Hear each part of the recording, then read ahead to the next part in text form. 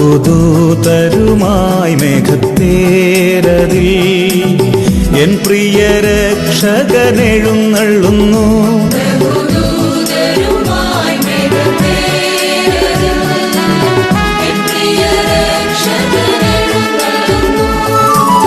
സർവമിഴികളും ദർശിച്ചിടുമാ പ്രത്യക്ഷത N യേശു വരുമ്പോൾ.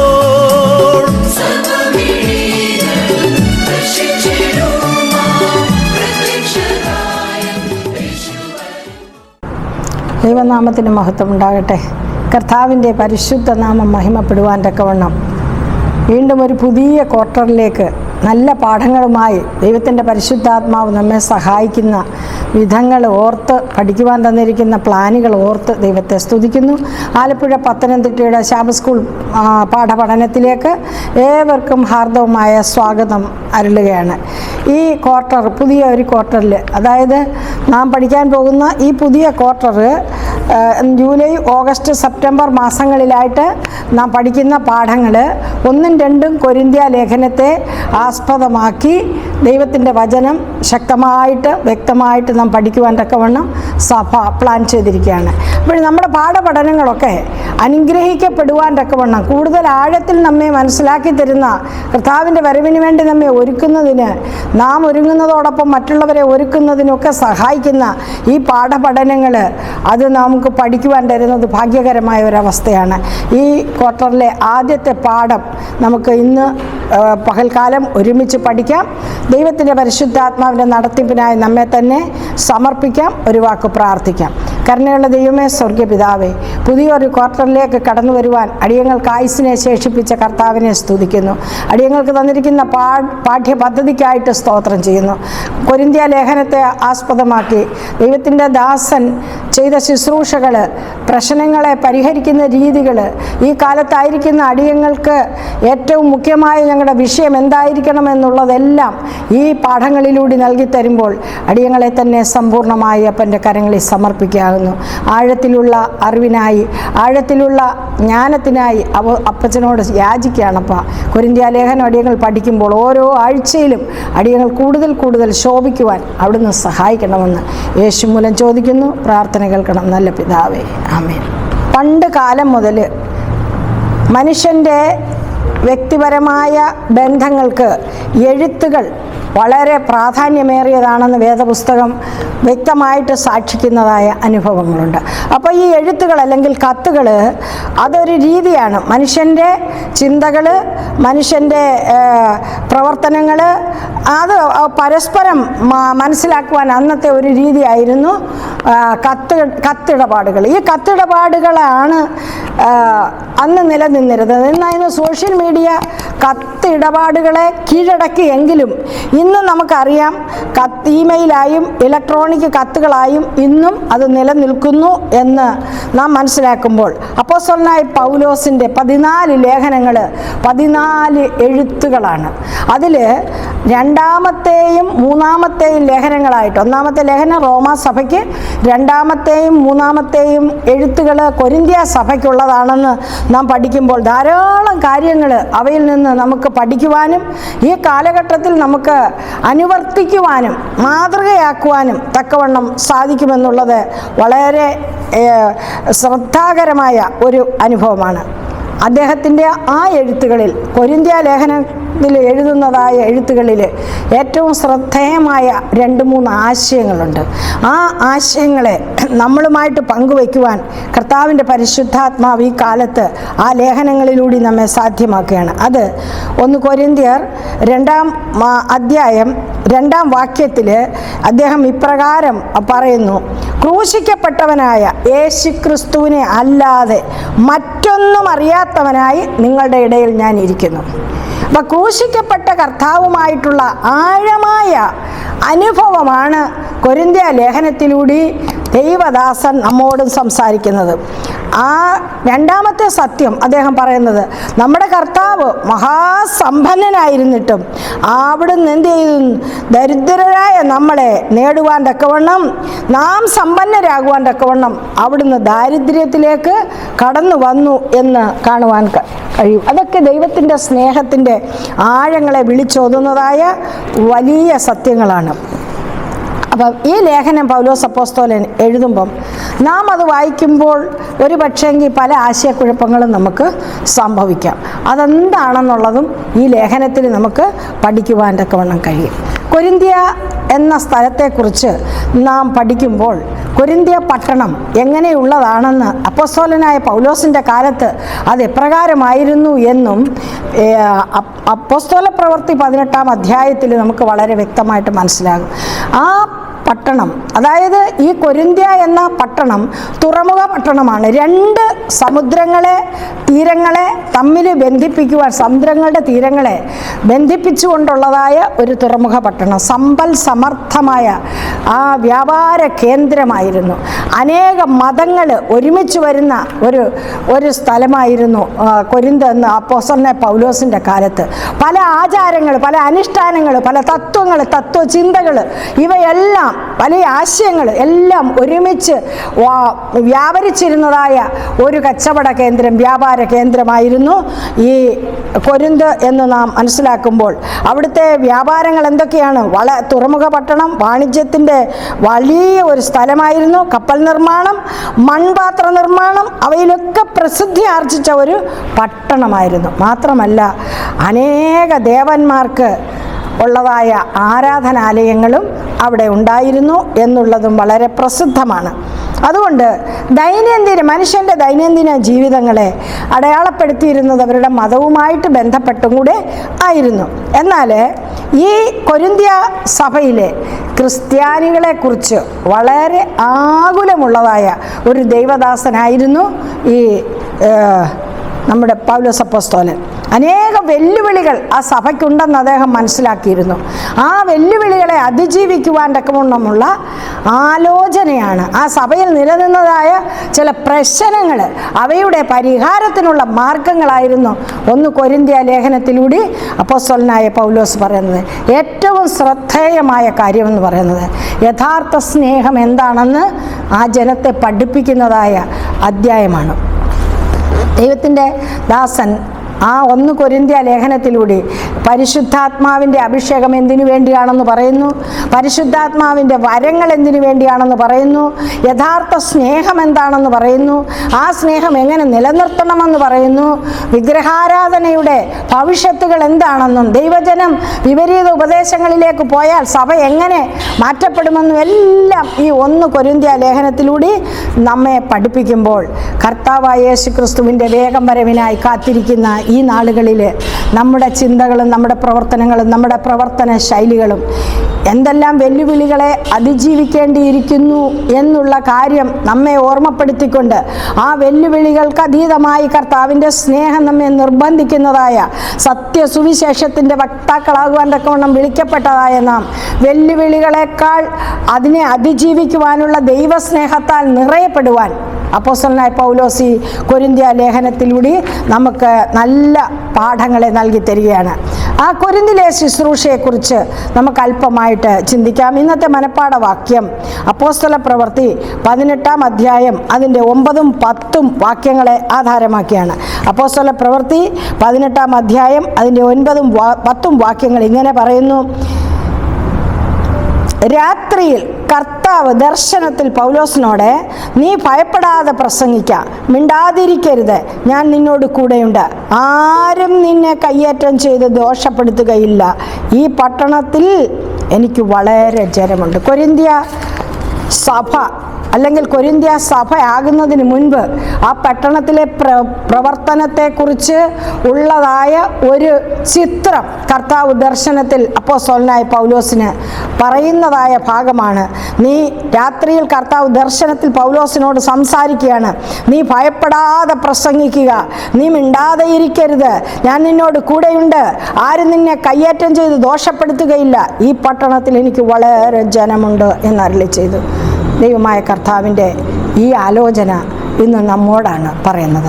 അപ്പോസ്തലനായ പൗലോസിനോട് പറഞ്ഞ അതേ കർത്താവ് ഈ നാളുകളിൽ ഭയത്തിലും ആശങ്കയിലും ദൈവവേലയ്ക്ക് മുൻതൂക്കം കൊടുക്കുവാൻ ആഗ്രഹമുണ്ടെങ്കിലും കടന്നു പോകുവാൻ കഴിയാത്ത വെല്ലുവിളികളുടെ മുൻപിൽ നിന്ന് നെടുവീർപ്പിടുന്ന ഓരോ ദൈവത്തിൻ്റെ മക്കളോടും കർത്താവിൻ്റെ ആത്മാവ് സംസാരിക്കുന്നതായ ഒരു വചനമാണ് ഇവിടെ 18-ാം അധ്യായം 9-10 വാക്യങ്ങളിലൂടെ നാം വായിക്കുന്നത്.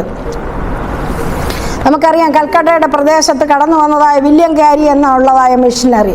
അദ്ദേഹം ഒരു ഷൂ മേക്കറാണെന്ന് എല്ലാവർക്കും അറിയാം. മിഷനറിയുടെ തൊഴിൽ ഷൂ മേക്കിംഗ് ആണ്, അല്ലെങ്കിൽ ചെരുപ്പ് കുത്തി കൊടുക്കുക, തുന്നി കൊടുക്കുക എന്നുള്ള ജോലിയാണെങ്കിലും അദ്ദേഹം ഒരിക്കൽ ഇങ്ങനെ പറയുകയാണ്, എൻ്റെ ജോലി ഇങ്ങനെ എൻ്റെ ചെലവുകൾക്കായിട്ട് എൻ്റെ തൊഴിലായ ഈ ചെരുപ്പ് കുത്തുന്ന ജോലി ഉണ്ടെങ്കിലും എനിക്കത് ഉപജീവനമാണെങ്കിലും എൻ്റെ യഥാർത്ഥ വേല ആത്മാക്കളെ നേടുക എന്നുള്ളതാണ്. പ്രിയപ്പെട്ട ദൈവജനമേ, ഈ ഒരു അനുഭവമാണ്, ഈ ഒരു അനുസരണമാണ്, ഈ ഒരു വിധേയത്വമാണ് ഇന്ന് നമുക്ക് ഉണ്ടാകേണ്ടതായ ഏറ്റവും വലിയ ദൗത്യം. ഈ ദൗത്യം ഏറ്റെടുക്കുമ്പോഴാണ് വെല്ലുവിളികളെ മറികടക്കുവാനുള്ള ആത്മധൈര്യവും ആത്മശക്തിയും നമ്മളിലേക്ക് വ്യാപരിക്കുന്നത്. അതുപോലെ പൗലോസ് അപ്പോസ്തലനും തൻ്റെ ഉപജീവനത്തിനായി ആരെയും ആശ്രയിക്കാതെ, ആരെയും ഭാരപ്പെടുത്താതെ അദ്ദേഹം കൂടാരപ്പണിയിൽ വ്യാപൃതനായിക്കൊണ്ടാണ് ആ കൊരിന്ത്യ സഭയെ ഉണ്ടാക്കുന്നതും കൊരിന്ത്യയിൽ 1.5 വർഷം താമസിച്ച് വളരെ ബദ്ധപ്പാടോടുകൂടി വളരെ പ്രയാസപ്പെട്ട് അവിടെ ഒരു സഭ രൂപപ്പെടുവാൻ തക്കവണ്ണം ഇടയായതെന്ന് അപ്പോസ്തല പ്രവൃത്തി 18-ാം അധ്യായത്തിൽ നാം കാണുകയാണ്. അതുകൊണ്ട് അപ്പോസ്തലനായ പൗലോസിന് ഈ കൊരിന്ത്യയിലെ സഭയ്ക്കുള്ളതായ ഒരു കാഴ്ചപ്പാടുണ്ടായിരുന്നു എന്ന് നാം മനസ്സിലാക്കണം. കാരണം വളരെ വലിയ തരത്തിലുള്ളതായ ഒരു മിങ്കിൾഡ് ഗ്രൂപ്പ് അല്ലെങ്കിൽ ഒരു സമൂഹമായിരുന്നു കൊരിന്തിലെ ജനസമൂഹം എന്ന് പറയുന്നത്. പലതരത്തിലുള്ളതായ ആചാരാനുഷ്ഠാനങ്ങളും മതവ്യത്യാസങ്ങളും എല്ലാം നിലനിന്നിരുന്നതായ ഒരു വൈവിധ്യമാർന്ന സമൂഹത്തിൽ ദൈവത്തിൻ്റെ കുഞ്ഞുങ്ങൾക്ക് വളരെ വെല്ലുവിളികളുണ്ടെന്നും അവയെ തരണം ചെയ്യുവാൻ അവർക്ക് ആത്മധൈര്യം ആവശ്യമാണെന്നും ഈ ആഴ്ചയിൽ നാം പൗലോസ് അപ്പോസ്തലൻ്റെ വാക്കുകളിലൂടെ പഠിക്കുവാൻ പോവുകയാണ്. കൊരിന്ത്യ ലേഖനം അദ്ദേഹം പരിചയപ്പെടുത്തുന്നത് ഇപ്രകാരമാണ്: ദൈവ ഇഷ്ടത്താൽ അല്ലെങ്കിൽ ദൈവത്തിൻ്റെ ഹിതത്താൽ യേശുക്രിസ്തുവിൻ്റെ അപ്പോസ്തലനായി വിളിക്കപ്പെട്ടതായ പൗലോസിനെ പൗലോസ് അപ്പോസ്തലൻ പരിചയപ്പെടുത്തുന്നത് എങ്ങനെയാണ്? ദൈവത്തിൻ്റെ ഹിതത്താൽ ഞാൻ ദൈവത്തിൻ്റെ വേലയ്ക്കായി വിളിക്കപ്പെട്ടിരിക്കും. നമുക്കറിയാം, അപ്പോസ്തലൻ എന്നാണ് പൗലോസ് അപ്പോസ്തലനെ അപ്പോസ്തലത്വത്തോടെ എണ്ണുന്ന ഒരു അപ്പോസ്തലനാണ്. അതിൻ്റെ കാരണം എന്താണ്? 12 അപ്പോസ്തലന്മാരെ കർത്താവ് വിളിച്ച് വേർതിരിച്ച അഭിഷേകം അവർക്ക് പകർന്നതുപോലെ അല്ലായിരുന്നു അപ്പോസ്തലനായ പൗലോസിന് കിട്ടിയ വിളി. നമുക്കറിയാം, വേദപുസ്തകം അപ്പോസ്തല പ്രവൃത്തി പഠിക്കുമ്പോൾ പല ഭാഗത്ത് അദ്ദേഹം തൻ്റെ സാക്ഷ്യം പറയുന്നത് നമുക്ക് ശ്രദ്ധിക്കുവാൻ തക്കവണ്ണം കഴിയും. അദ്ദേഹത്തിൻ്റെ വിളി, അദ്ദേഹത്തിൻ്റെ തെരഞ്ഞെടുപ്പ്, അദ്ദേഹത്തെ ദൈവവിളിക്കായിട്ട് അയക്കുന്നത് എല്ലാം വളരെ വ്യക്തമായിട്ട് അവിടെ പറയുന്നുണ്ട്. അതുകൊണ്ട് അദ്ദേഹം ഇങ്ങനെ പറയുകയാണ്, 2 ഘടകങ്ങളാണ് ഈ പൗലോസ് അപ്പോസ്തലൻ തന്നെ പരിചയപ്പെടുത്തുന്നതിലൂടെ നമുക്ക് വെളിവാക്കി തരുന്നത്. തൻ്റെ വിളി, തൻ്റെ അപ്പോസ്തലത്വം, അത് രണ്ടും ദൈവഹിതത്താലാണെന്ന് തറപ്പിച്ച് ധൈര്യപ്പെട്ട് പറയുവാൻ തക്കവണ്ണം അപ്പോസ്തലനായ പൗലോസിനെ പോലെ മറ്റാർക്കും കഴിയത്തില്ല. കാരണം യിരെമ്യാവിനെ പോലെ ആ ഉദരത്തിൽ ഉരുവാകുന്നതിന് മുമ്പേ തന്നെയും തിരഞ്ഞെടുത്തു എന്ന് ഉറച്ചു വിശ്വസിച്ചിരുന്നതായ ഒരു ദൈവദാസനായിരുന്നു അപ്പോസ്തലനായ പൗലോസ് എന്ന് നമുക്ക് കാണുവാൻ. അവിടെ 1 കൊരിന്ത്യർ 15-ാം അധ്യായം 8-ാം വാക്യത്തിൽ കർത്താവ് തന്നെ വിളിച്ചത് കർത്താവിൻ്റെ പുനരുത്ഥാനത്തിന് ശേഷമാണെന്ന് വ്യക്തമാക്കുകയാണ്. കർത്താവ് അനേക ശിഷ്യന്മാർക്ക് പ്രത്യക്ഷപ്പെട്ടതുപോലെ തനിക്കും പ്രത്യക്ഷപ്പെട്ടു. ദമസ്കോസിൻ്റെ പടിവാതുക്കൽ വെച്ച് തനിക്കും പ്രത്യക്ഷപ്പെട്ട് തന്നെ വിളിച്ചു വേർതിരിക്കുന്ന അനുഭവം അവിടെ നമുക്ക് വായിക്കുവാൻ തക്കവണ്ണം കഴിയും. കർത്താവിൻ്റെ അപ്പോസ്തലൻ എന്ന തലക്കെട്ട് അനേക ആശയങ്ങളെ ഉൾക്കൊള്ളിച്ചുകൊണ്ടാണ് അപ്പോസ്തലനായ പൗലോസ് പറയുന്നത്.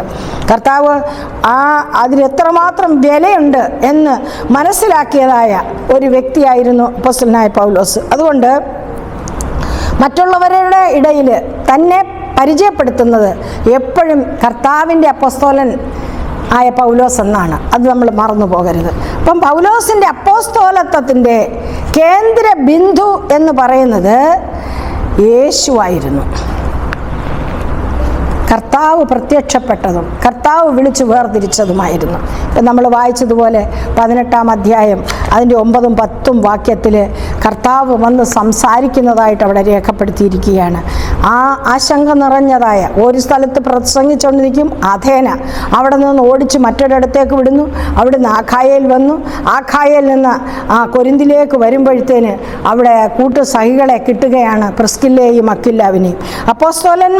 അപ്പോസ്തലനാകുവാൻ വിളിക്കപ്പെട്ടവനായിരുന്നു എന്ന് അപ്പോസ്തലൻ പറയുമ്പോൾ നമ്മുടെ വിളി, നമ്മുടെ തെരഞ്ഞെടുപ്പ് ഇന്ന് പകൽക്കാലം ഒന്ന് ഉറപ്പിക്കേണ്ടതായ, ധൈര്യപ്പെടേണ്ടതായ, പ്രത്യാശ നിർഭരമാക്കേണ്ടതായ ഒരാവശ്യമുണ്ട് എന്ന് അപ്പോസ്തലനായ പൗലോസ് ഈ ലേഖനത്തിൻ്റെ 1-ാം വാക്യത്തിലൂടെ നമ്മോടും ഊന്നി പറയുകയാണ്.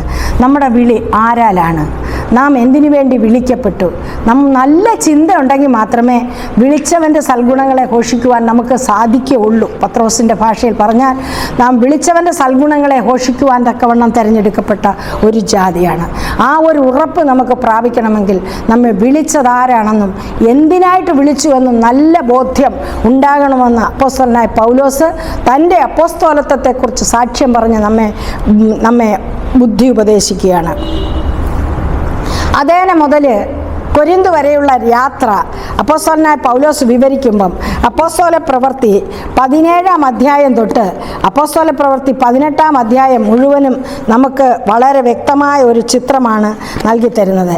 നമുക്കറിയാം, അംബിപോലീസിൽ അപ്പൊല്ലോനിയയിലെല്ലാം കൂടെ കടന്ന് തെസ്സലോനിക്കയിലെത്തി 3 ആഴ്ച അവിടെ പ്രസംഗിച്ചു. അവിടെ യഹൂദന്മാർ കലക്കമുണ്ടാക്കി. തെസ്സലോനിക്കയിൽ നിന്ന് ബെരോവയിലേക്ക് വന്നു, അവിടെയും കലക്കമുണ്ടാക്കി. അവിടെ നിന്ന് എന്താണ്, അഥേനയിൽ വന്നു. അഥേനയിൽ പൗലോസ് ചുറ്റി നടന്നു. അവിടുത്തെ സാഹചര്യം അനുസരിച്ച് ജീവനുള്ള ദൈവത്തെ അവർക്ക് പരിചയപ്പെടുത്തി കൊടുത്തപ്പോൾ അവിടുത്തെ തട്ടാൻ എന്ത് ചെയ്തു? അദ്ദേഹത്തോട് എന്തെന്നില്ലാത്ത ഒരമർഷമുണ്ടാക്കി അവിടെ നിന്നും അദ്ദേഹം പോവുകയാണ്. അതൊക്കെ നമുക്ക് മനസ്സിലാക്കുവാൻ തക്കണം. എപ്പിക്കൂരിയരും സ്റ്റോയിക്കരും നിറഞ്ഞതായ അഥേനയിൽ സത്യദൈവത്തിൻ്റെ യഥാർത്ഥമായ വചനം പ്രസംഗിക്കുവാൻ തക്കവണ്ണം അരയോപക കുന്നിന്മേൽ നിന്നുകൊണ്ട് അഥേന പുരുഷന്മാരെ നോക്കിക്കൊണ്ട് നിങ്ങളുടെ വേദിക്കല്ലുകളെ ഞാൻ ചുറ്റി നടന്നു നോക്കിയപ്പോൾ ഒരു പേരുമില്ലാത്ത ഒരു വേദിക്കല്ല് ഞാൻ കാണുകയുണ്ടായി എന്ന് തുടങ്ങിക്കൊണ്ട് ജീവനുള്ള ദൈവത്തിൻ്റെ സാക്ഷ്യം പറയുവാൻ ധൈര്യപ്പെട്ടതായ അപ്പോസ്തലനായ പൗലോസ് ആ കർത്താവിൻ്റെത് കൊരിന്ത് വരെ വരുമ്പോഴത്തേന് അപ്പോസ്തലൻ്റെ പ്രസംഗങ്ങളൊക്കെ നമുക്ക് എത്രമാത്രം ആശ്വാസവും എത്രമാത്രം ആനന്ദവും ഉത്സാഹവും പകരുന്നതാണെന്ന് അപ്പോസ്തല പ്രവൃത്തി പഠിക്കുമ്പോൾ നമുക്ക് മനസ്സിലാവും. അവിടെ ഒരു പ്രശ്നം, മരിച്ചവരുടെ പുനരുത്ഥാനത്തെക്കുറിച്ചുള്ളതായ വിഷയം വന്നപ്പോൾ അതിൽ വിശ്വസിക്കാത്തവരും വിശ്വസിക്കുന്നവരുമായ ആളുകൾ രണ്ടായിട്ട് തിരിയുകയാണ്. ചിലർ പരിഹസിച്ചു, ചിലർ വിശ്വസിച്ചു. അപ്പോൾ അതിനെപ്പറ്റി പിന്നെയും കേൾക്കുവാൻ അവർ ആഗ്രഹിച്ചു എന്ന് നമുക്ക് മനസ്സിലാക്കുവാൻ തക്കവണ്ണം കഴിയും. എന്നാൽ അരയോപക സ്ഥാനിയായ ദിയന്യാസോസ്, ദമരീസ് ഇവരൊക്കെ എന്ത് ചെയ്തു? ആ അഥേനയിൽ ദൈവത്തിൻ്റെ സഭയോട് ചേരുകയുണ്ടായി. പിന്നെ അഥേന വിട്ടിട്ട് കൊരിന്തിൽ വന്നു. അവിടെ യഹൂദന്മാർ റോമാ നഗരം വിട്ടു പോകണമെന്ന ക്ലൗദിയോസിൻ്റെ കൽപ്പന ഉള്ളതുകൊണ്ട് റോമാ നഗരത്തിൻ്റെ വിവിധ ഭാഗങ്ങളിൽ നിന്ന് ആളുകൾ യഹൂദന്മാർ മാറിപ്പോയി കുറച്ച് പേര് ഈ കൊരിന്തിൽ വന്ന് താമസിക്കുകയാണ്. അങ്ങനെ താമസിച്ചവരിൽ ചിലരാണ് അക്വിലാസും പ്രിസ്കില്ലയും. അക്വിലാസ് പെന്തോസുകാരനാണ്. ആ അക്വിലാസും യഹൂദനാണ്. അദ്ദേഹത്തിൻ്റെ ഭാര്യ പ്രിസ്കില്ല. അവരെ തമ്മിൽ കണ്ടു പരിചയപ്പെട്ട് അവരുടെ കൂടെ ഒരേ തൊഴിലായതുകൊണ്ട് താമസിക്കുകയാണ്. അവരുടെ കൂടാരപ്പണിയായ തൊഴിൽ ഉണ്ടെങ്കിൽ ശബത് തോറും അവർ ഒരുമിച്ച് ദൈവത്തെ ആരാധിക്കുവാൻ തക്കവണ്ണം സാധിച്ചു എന്ന് 18-ാം അധ്യായത്തിൽ നമ്മൾ പഠിക്കുകയാണ്. അപ്പോൾ പൗലോസിനോടൊപ്പം അഥേനയിലേക്ക് പോയതായ വ്യക്തികളായിരുന്നു തിമത്യോസും ശീലാസും. അവരും തന്നോടൊപ്പം വരണം എന്ന് കാത്തിരിക്കുവാൻ തക്കവണ്ണം കൽപ്പന വാങ്ങി അപ്പോസ്തല പ്രവൃത്തി 17-ാം അധ്യായത്തിൽ നമ്മൾ കാണുകയാണ്. എന്നാൽ പൗലോസ് അവരെ കാത്തിരിക്കുമ്പോഴാണ് അഥേനയിൽ പ്രസംഗം നടത്തുന്നത്. എന്നാൽ കൊരിന്തിലെത്തിയപ്പോൾ പൗലോസ് എന്ത് ചെയ്തു? ഇത് 2ാമത്തെ മിഷണറി യാത്രയിലാണ് കൊരിന്തിലേക്ക് വരുന്നത്. പൗലോസ് 1.5 വർഷക്കാലമാണ് ഈ കൊരിന്ത്യ ഉദ്ദേശിച്ചുകൊണ്ട് കൊരിന്ത്യ സഭ ഉണ്ടാക്കുവാൻ തക്കവണ്ണം കഷ്ടപ്പെട്ടത് എന്ന് വളരെ അത്ഭുതകരമായ പഠനമാണ് 18-ാം അധ്യായം 4-ാം വാക്യം മുതൽ നമുക്ക് കാണുവാൻ തക്കവണ്ണം കഴിയുന്നത്. ഓരോ ശബദിലും യഹൂദന്മാരെയും യവനന്മാരെയും യേശുക്രിസ്തു തന്നെ മശിഹ എന്ന് പറഞ്ഞ് സമ്മതിപ്പിക്കുന്നതായ പൗലോസിൻ്റെ വലിയ ഒരു തന്ത്രം എന്ന് പറഞ്ഞാൽ ദൈവത്തിൻ്റെ വചനം ആദ്യം യഹൂദനും പിന്നെ യവനനും പിന്നെ ലോകത്തിൻ്റെ അറ്റത്തോളം. അതാണ് ദൈവത്തിൻ്റെ നമ്മളോടുള്ള സുവിശേഷത്തിൻ്റെ ഏറ്റവും കാതലായ കമ്മീഷൻ എന്ന് പറയുന്നത്. യെരുശലേം, യഹൂദ്യ, ശമരിയ, പിന്നെ ലോകമെമ്പാടും. അതാണ് ശിഷ്യന്മാർക്ക് കൊടുത്ത കമ്മീഷനിൽ നാം കാണുന്നത്. അങ്ങനെ പൗലോസ് ആ രണ്ടാം മിഷണറി യാത്ര ആരംഭിക്കുമ്പോൾ അദ്ദേഹത്തിൻ്റെ പതിവായിരുന്ന എന്താണ്, യേശു തൻ്റെ അപ്പോസ്തോലന്മാരോട് കൽപ്പിച്ചതുപോലെ യഹൂദനിലേക്കാണ് ആദ്യ ദൂത് കൊടുക്കുന്നത്. എവിടെ പോയാലും യഹൂദന്മാരുണ്ടോ അവരെ പറഞ്ഞ് സമ്മതിപ്പിക്കുവാൻ അപ്പോസ്തലനായ പൗലോസ് സദാ ശ്രമിച്ചു കൊണ്ടിരിക്കുന്ന ഒരു കാഴ്ചയാണ് നാം മനസ്സിലാക്കുന്നത്. ഒടുവിൽ തിമത്യോസും ശീലാസും ഒക്കെ കൊരിന്തിൽ വന്ന് അദ്ദേഹത്തോടൊപ്പം ചേർന്നു. തിരുവചന ഘോഷണത്തിൽ അവർ ഫുൾ ടൈം മുഴുകി എന്നാണ് വേദപുസ്തകം പറയുന്നത്. എന്തായിരുന്നു അവരുടെ വിഷയം? യേശു ക്രിസ്തു തന്നെ, യേശു തന്നെയാണ് ക്രിസ്തു. നമ്മുടെ ഇടയിൽ പ്രവർത്തിച്ച യേശു എന്ന പുരുഷൻ തന്നെയാണ് ദൈവമായ കർത്താവ് അഭിഷേകം ചെയ്ത് മശിഹയായിട്ട് ഈ ലോകത്തിലേക്ക് വിട്ടത് എന്ന് യഹൂദന്മാർക്ക് സാക്ഷീകരിക്കുവാൻ അദ്ദേഹം കൊരിന്തിൽ താമസിച്ച സമയത്ത് ദൈവവചനം പഠിപ്പിക്കുന്നതിലും വലിയ തിരക്കിലായിരുന്നിട്ടും ഇതായിരുന്നു അദ്ദേഹത്തിൻ്റെ വിഷയം. ക്രൂശിക്കപ്പെട്ടവനായ യേശുക്രിസ്തു അല്ലാതെ മറ്റൊന്നും അറിയാത്തവനായി ഇരിക്കണം. ബാക്കിയുള്ള അറിവുകളൊക്കെയും വൃഥാവാണ്. ക്രൂശിക്കപ്പെട്ടവനായ യേശു ആയിരിക്കണം നമ്മുടെ വിഷയം. യേശുക്രിസ്തു തന്നെയാണ് നമ്മുടെ കേന്ദ്ര ബിന്ദു എന്ന് വളരെ ദൃഢനിശ്ചയത്തോടുകൂടി ഈ അദ്ദേഹം അവരോട് പറഞ്ഞു കൊടുക്കുന്നതായ ആ ഒരു അനുഭവം നമുക്ക് പറയുവാനുള്ളതും ഇത് തന്നെയായിരിക്കണം, നമുക്ക് പ്രസംഗിക്കാനുള്ളതും ഇത് തന്നെയായിരിക്കണം. നമ്മുടെ വിഷയവും ക്രിസ്തു മാത്രമാണ്, യേശു കർത്താവ് അല്ലാതെ മറ്റൊരു വിഷയവും നമുക്കുണ്ടാകുവാൻ തക്കവണ്ണം പാടില്ല. സത്യ സുവിശേഷം എന്ന് പറയുന്നത് ക്രിസ്തുവിനെ കുറിച്ചുള്ള വചനമാണ്. എല്ലാ കാലത്തും സദ്വർത്തമാനം എന്ന് പറയുന്നത് ക്രിസ്തുവിലൂടെയുള്ള രക്ഷയാണ്. അതായിരിക്കണം നമ്മുടെ വിഷയം. സുവിശേഷം പ്രസംഗിക്കുവാനുള്ള എല്ലാ അവസരങ്ങളും പാഴാക്കാതെ അദ്ദേഹം ഉപയോഗിക്കുകയുണ്ടായി. അഥേനയിലായാലും ഏത് സ്ഥലത്ത് ചെന്നാലും അദ്ദേഹം കർത്താവിനെക്കുറിച്ച് ഉയർത്തുവാനും പ്രസംഗിക്കുവാനും തക്കവണ്ണം സദാ ജാഗ്രതയുള്ള ഒരു അപ്പോസ്തലനായിരുന്നു എന്ന കാര്യം നാം മറന്നു പോകരുത്. ഈ കൊരിന്ത്യ പട്ടണത്തെക്കുറിച്ച് ഞാൻ ആരംഭമായിട്ട് ശകലം പറഞ്ഞെങ്കിലും ഈ ലോകത്തിലെ ഒരു പ്രധാന കേന്ദ്രമായിരുന്നു കൊരിന്ത്. BC 46 ജൂലിയസ് സീസറാണ് ആ പട്ടണത്തെ കുറേയും കൂടെ ശ്രദ്ധ ആകർഷിക്കത്തക്ക വിധം റോമൻ കോളനിയുടെ ഭാഗമായപ്പോൾ അതിനെ കൂടുതൽ ശ്രദ്ധ ആകർഷിക്കത്തക്ക രീതിയിൽ അതിനെ വളർച്ച പ്രാപിക്കുവാനിടയായത് എന്ന് നാം മനസ്സിലാക്കുമ്പോൾ, അതായത് 146 റോം ഈ നഗരത്തെ നശിപ്പിച്ചു. എന്നാൽ 44 ജൂലിയസ് സീസർ ഈ റോമൻ കോളനിയെ പുനർനിർമ്മിച്ച് കൂടുതൽ ശ്രദ്ധാകേന്ദ്രമാക്കി ഉയർത്തുവാൻ തക്കവണ്ണം ഇടയായി എന്ന് അപ്പോസ്തലനായ പൗലോസിൻ്റെ കാലത്ത് ഈ കൊരിന്ത്യ അഥേനയുടെ എതിരാളികളിൽ ഒന്നായിരുന്നു പലതരത്തിൽ. അപ്പം ഈ കൊരിന്തിനെ അതിൻ്റെ പ്രാധാന്യവും അനുകൂലമായ ഭൂമിശാസ്ത്രപരമായ സ്ഥാനവും കൊണ്ട് പൗലോസ് തിരഞ്ഞെടുക്കുകയാണ്. എന്താണ് ഭൂമിശാസ്ത്രപരമായ കാരണം എന്ന് പറയുന്നത്? ഈ നഗരത്തിൽ പലതരം ആളുകൾ തിങ്ങിക്കൂടിയിരിക്കുന്ന ഒരു അനുഭവമാണ്. കച്ചവടത്തിനായിട്ട് പല രാജ്യങ്ങളിൽ നിന്ന് ആളുകൾ വന്നിവിടെ പാർക്കുമായിരുന്നു. പല സ്ഥലങ്ങളിലുള്ള സംസ്കാരങ്ങൾ ഒരുമിച്ചിരുന്ന ഒരു സ്ഥലമായിരുന്നു. പല ഭാഷക്കാർ താമസിച്ചിരുന്ന ഒരു സ്ഥലമായിരുന്നു.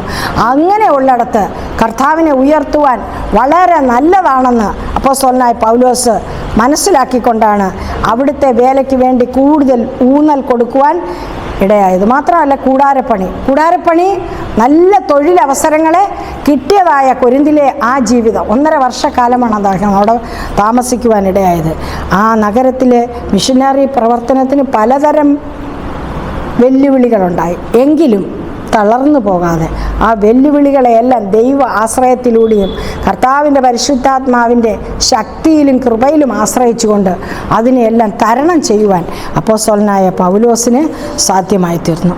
എങ്കിലും അദ്ദേഹത്തിന് ചില ആശങ്കകൾ ഒക്കെ ഉണ്ടായിട്ടുണ്ട്. അത് നമുക്ക് വായിക്കുമ്പോൾ പലതും നമുക്ക് മനസ്സിലാക്കി തരികയാണ്.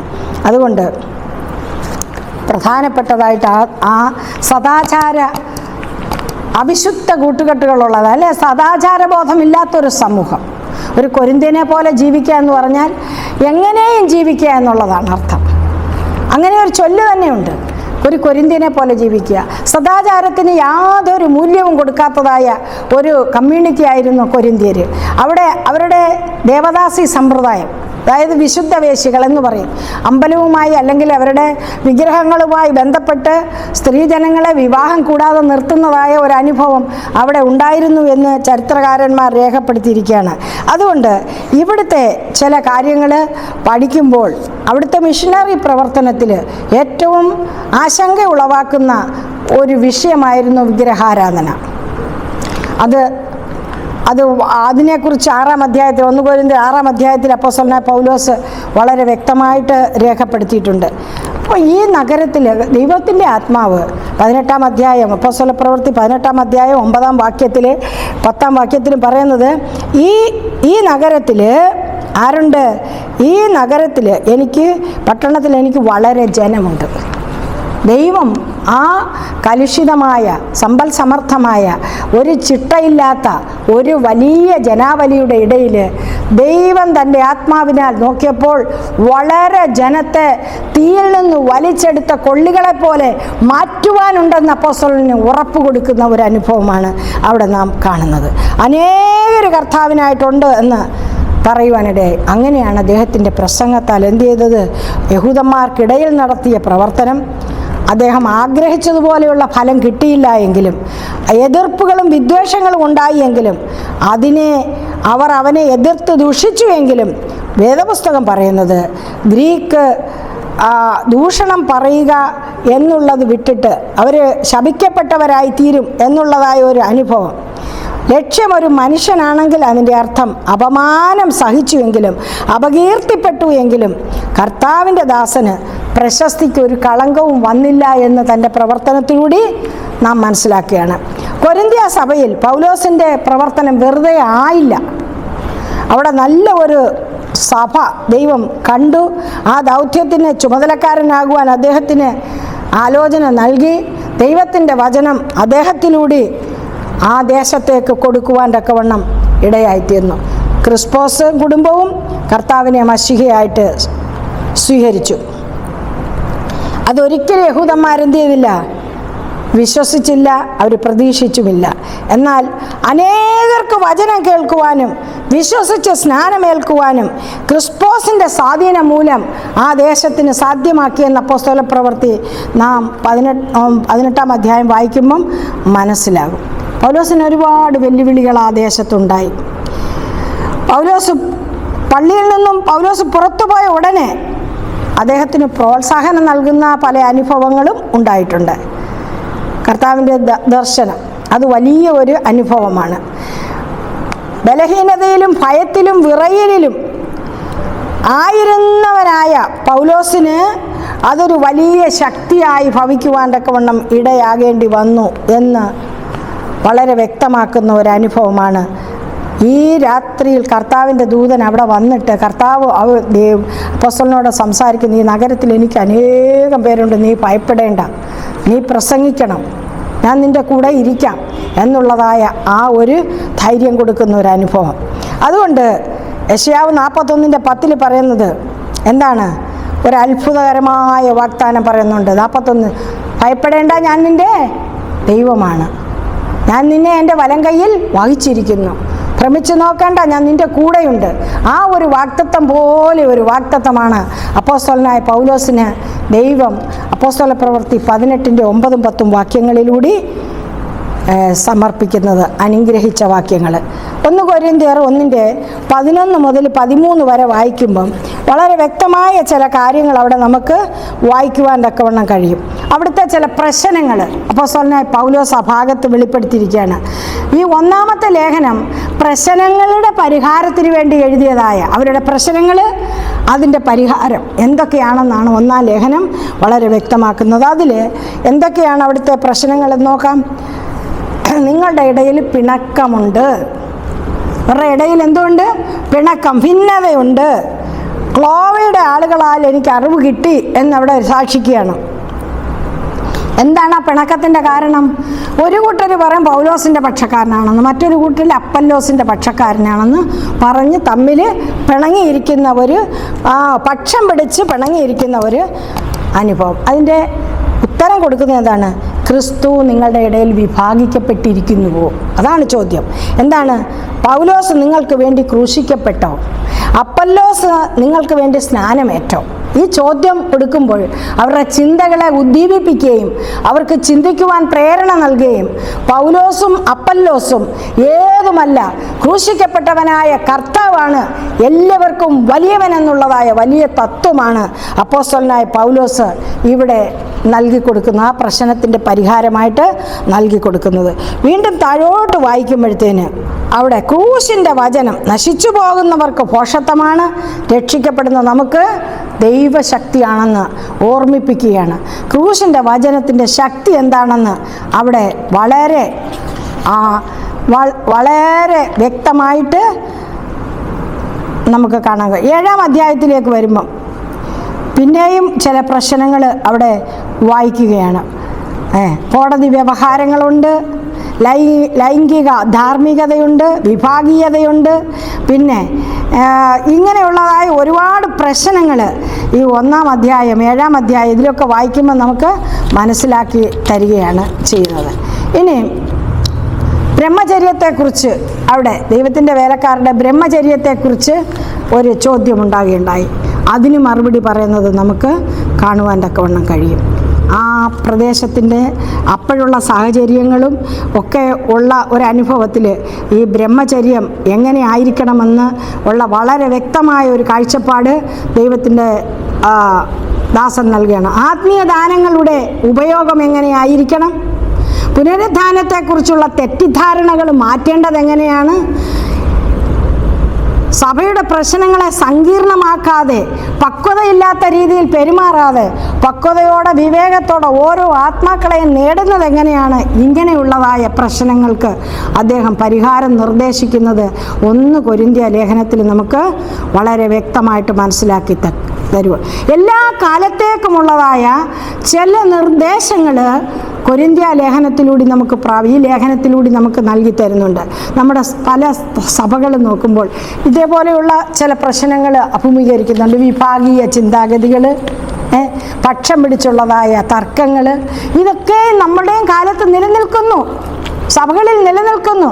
അപ്പോൾ അത് എങ്ങനെ കൈകാര്യം ചെയ്യണമെന്നുള്ളതായ പക്വതയോട് കൂടിയതായ ഒരു നല്ല ആത്മീയ അനുഭവവും സാക്ഷ്യവുമാണ് ഈ ലേഖനത്തിലൂടെ നമ്മൾ പ്രാപിക്കുന്നത്. അപ്പോസ്തലനായ പൗലോസ് 4 ലേഖനങ്ങൾ കൊരിന്ത്യ സഭയ്ക്ക് എഴുതിയിട്ടുണ്ടെങ്കിലും 2 ലേഖനങ്ങളെ നമുക്ക് പഠിക്കുവാൻ തക്കവണ്ണം വേദപുസ്തകത്തിൽ ചേർത്തിരിക്കുന്നതായിട്ട് ലഭ്യമായിട്ടുള്ളൂ. അപ്പോൾ അദ്ദേഹം കൊരിന്ത്യ ലേഖനത്തിൽ തന്നെ അതിന് തെളിവുകൾ പറയുന്നുണ്ട്, മറ്റു ലേഖനങ്ങൾ ഉണ്ടായിരുന്നുവെന്ന്. അത് നമ്മളുടെ വിഷയമല്ല.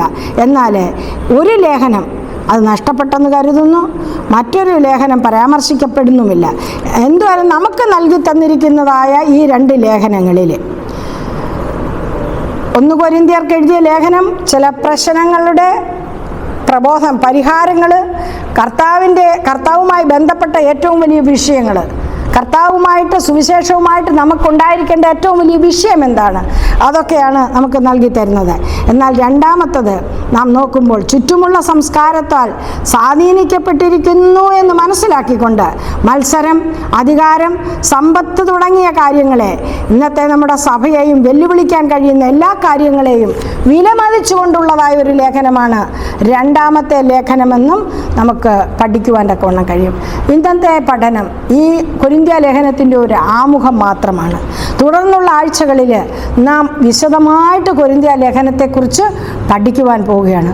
കൊരിന്ത്യ ലേഖനത്തിൻ്റെ ഭൂമിശാസ്ത്രവും അവിടുത്തെ വ്യാപാര കേന്ദ്രങ്ങളുടെ പണപ്പെരുപ്പവും പണം വരുന്നതായ വഴികളും സംസ്കാര സമുന്നയങ്ങളും ഒക്കെ നാം പഠിക്കുമ്പോൾ നമ്മുടെ കാലവുമായിട്ട് ഒന്ന് യോജിപ്പിച്ചുകൊണ്ട് ഇപ്പോഴത്തെ ആത്മീയമായ കാഴ്ചപ്പാടുകളും ഒക്കെ നാം ഒന്ന് വിശകലനം ചെയ്യുമ്പോൾ ലൗകികതയാണോ ആത്മീയതയാണോ നമ്മളെ കൂടുതൽ ത്രസിപ്പിക്കുന്നത് എന്ന ചിന്തയിലേക്ക് കൊരിന്ത്യ ലേഖനം നമ്മളെ നടത്തുകയാണ്. അപ്പോസ്തലനായ പൗലോസ് വീണ്ടും വേരൂന്നി പറയുന്നത് ഏറ്റവും വലിയതായ അദ്ദേഹത്തിൻ്റെ വിജയത്തിൻ്റെ കാരണം അദ്ദേഹത്തിൻ്റെ പ്രസംഗങ്ങളിൽ എന്നും എന്നും ഉയർന്നു കേട്ടത് ക്രൂശിക്കപ്പെട്ടവനായ ക്രിസ്തുവാണ്. ആ ക്രൂശിക്കപ്പെട്ടവനായ ക്രിസ്തുവിനെയാണ് രാജാക്കന്മാരുടെ മുമ്പിലും ഭരണാധികാരികളുടെ മുമ്പിലും ജയിലർമാരുടെ മുൻപിലും കാരാഗ്രഹത്തുമിലും എല്ലാം ഉയർത്തിയത്. അതുകൊണ്ടാണ് അദ്ദേഹത്തിന് ആത്മനേട്ടം ഉണ്ടാകുവാൻ ഇടയായത്. വിപരീത ഉപദേശങ്ങളെ എങ്ങനെയാണ് കർത്താവിൻ്റെ വചനവുമായിട്ട് അതിനെ ആ കർത്താവിൻ്റെ വചനത്താൽ അതിനെ നേരിട്ടതെന്ന് വളരെ വ്യക്തമായിട്ട് പറയുമ്പോൾ ഒരേ ഒരു പഠിപ്പിക്കൽ, കർത്താവായ യേശു ക്രിസ്തു, ക്രൂശിക്കപ്പെട്ടവനായ കർത്താവായ യേശു ക്രിസ്തു. അവിടുത്തെ സ്നേഹത്തിൻ്റെ അതിരുകളില്ലാത്ത നമ്മളെക്കുറിച്ചുള്ള കൃപകൾ, ദൈവത്തിൻ്റെ പരിശുദ്ധാത്മാവെന്ന ദാനത്തിൻ്റെ നമുക്ക് തരുന്നതായ ദാനത്തിൻ്റെ ദൗത്യം ദൈവത്തിൻ്റെ സഭയുടെ വളർച്ചയാണ്. ഇതൊക്കെയും മാറാതെ വളരെ ശക്തമായിട്ട് പ്രസംഗിച്ചതായ ദൈവത്തിൻ്റെ ദാസൻ കൊരിന്ത്യ ലേഖനത്തിലൂടെ ആ സംസ്കാരത്തെ മുഴുവനും കർത്താവിൻ്റെ വചനത്താൽ മാറ്റുവാൻ തക്കവണ്ണം കടന്നു വന്ന ഓരോരുത്തരെയും ചിന്തിപ്പിച്ചുകൊണ്ട് ഉറപ്പിച്ചുകൊണ്ട് പ്രത്യാശയുടെ തുറമുഖത്തേക്ക് നടത്തുവാൻ തക്കവണ്ണം എല്ലാ കാലത്തും ഏത് വെല്ലുവിളികളെയും അതിജീവിക്കുവാൻ തക്കവണ്ണം കരുത്തുള്ളതായ നല്ല വചനങ്ങളാൽ കൊരിന്ത്യ ലേഖനം നമുക്ക് ഈ ക്വാർട്ടറിൽ നൽകിയിരിക്കുമ്പോൾ നമ്മളുടെ ഇന്ന് നാം അഭിമുഖീകരിക്കുന്ന വെല്ലുവിളികൾ, സുവിശേഷീകരണത്തിൻ്റെ മന്ദതകൾ, പ്രശ്നങ്ങൾ, വിഭാഗീയ ചിന്തകളൊക്കെയും മാറ്റുവാൻ ദൈവത്തിൻ്റെ പരിശുദ്ധാത്മാവ് ഈ പാഠപഠനത്തിലൂടെ ഈ 3 മാസക്കാലം നല്ല വെളിച്ചം നിറഞ്ഞവരായി തീരുവാൻ നമ്മെ ഓരോരുത്തരെയും അനുഗ്രഹിക്കുമാറാകട്ടെ എന്ന് വാസ്തവമായിട്ട് ദൈവകരങ്ങളിൽ സമർപ്പിച്ചുകൊണ്ട് പ്രാർത്ഥിക്കുകയാണ്. സഭ ഉണരുവാൻ, സഭയിൽ പ്രശ്നങ്ങളില്ലാതെ ഐക്യമത്യപ്പെടുവാൻ, പരിശുദ്ധാത്മാവിൻ്റെ ശക്തി പ്രാപിക്കുവാൻ, അവിടുത്തെ കൃപ പ്രാപിച്ചുകൊണ്ട് ഈ അന്ത്യനാളുകളിൽ പിന്മഴയുടെ അനുഭവത്തോടുകൂടി ആത്മാക്കളെ കർത്താവിൻ്റെ വരവിന് വേണ്ടി ഒരുക്കുവാനൊക്കെയും ഈ പഠനം നമ്മളെ സ്വാധീനിക്കട്ടെ, ശക്തീകരിക്കട്ടെ, പ്രത്യാശയിൽ നിലനിർത്തട്ടെ എന്ന് പ്രാർത്ഥിച്ചുകൊണ്ട് ഞാൻ ഈ പാഠത്തെ സമർപ്പിക്കുന്നു. 1.5 വർഷക്കാലത്തെ അദ്ദേഹത്തിൻ്റെ അനുഭവം, കാലമുള്ളിടത്തോളം നിലനിൽക്കുന്നതായ ദൂതിൻ്റെ മാറ്റൊലി നാം കേൾക്കുവാൻ തക്കവണ്ണം ഈ 3 മാസം നമ്മെ തന്നെ ദൈവകരങ്ങളിൽ സമർപ്പിക്കാം. ദൈവം നമ്മെ അനുഗ്രഹിക്കട്ടെ. പ്രാർത്ഥിക്കാം. കാരുണ്യവാനായ ദൈവമേ, സ്വർഗീയ പിതാവേ, അനുഗ്രഹമേറിയ പാഠങ്ങളെ നൽകുവാൻ അവിടുത്തെ പരിശുദ്ധാത്മാവ് കാണിച്ച ദയയ്ക്കായിട്ട് സ്തോത്രം ചെയ്യുന്നു. കർത്താവെ, അടിയങ്ങൾ അവിടുത്തെ വചനങ്ങളെ പഠിക്കുമ്പോൾ കാലത്തിൻ്റെ ഒരു കർത്താവെ കുത്തൊഴുക്കിലും പെടാതെ ഇന്നും ശക്തമായി നിലനിൽക്കുന്ന ക്രൂശിക്കപ്പെട്ടവനായ കർത്താവിൻ്റെ വചനം അത് മാറ്റുവാൻ ആർക്കും കഴിയത്തില്ല എന്ന് ഉച്ചസ്ഥരം പ്രസ്താവിക്കുവാനും ഏറ്റെടുക്കുവാനും പ്രത്യാശയിൽ നിലനിന്നുകൊണ്ട് കർത്താവിൻ്റെ വരവിനായി അടിയങ്ങളെ പോലെ ആഗ്രഹിക്കുന്ന എല്ലാവരും ഒരുക്കുവാനും സാധ്യമാക്കി തരണമേ. പാഠമടിയനോടുകൂടെ പഠിക്കുന്ന ഓരോരുത്തരെയും തൃക്കരങ്ങളിൽ വഹിച്ച് അനുഗ്രഹിക്കുമാറാകണമേ എന്ന് പ്രാർത്ഥിക്കുന്നു. ഈ ക്വാർട്ടർ മുഴുവനും ഞങ്ങളെ കർത്താവിൻ്റെ വചനത്താൽ നിറയ്ക്കണമെന്ന് യേശു മൂലം ചോദിക്കുന്നു. പ്രാർത്ഥന കേൾക്കണമേ നല്ല പിതാവേ. ആമേൻ.